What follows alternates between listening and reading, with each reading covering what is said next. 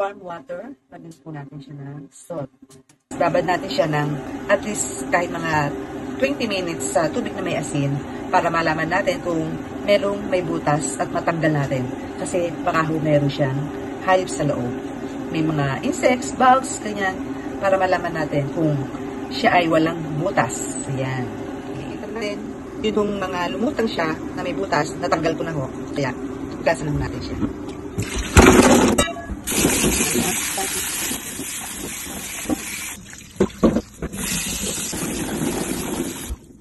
Ayan po guys, nahugasan natin na siya ng maraming beses. Yan yung mga may butas, alisin natin yan. Hindi na ho kailangan tapon na ho natin. Yan.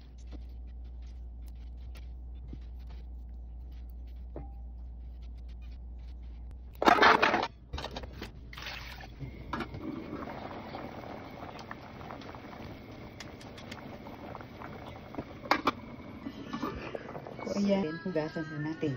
Hugasan natin.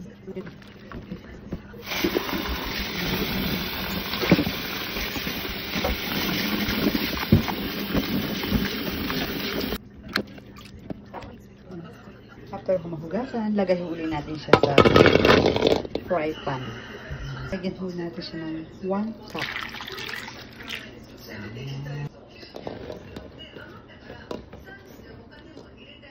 I-boil uli natin siya, guys, hanggang sa matuyuan ng tubig.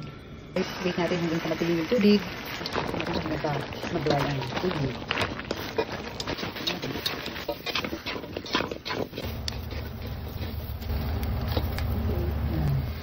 Yun na guys, yung ating curry.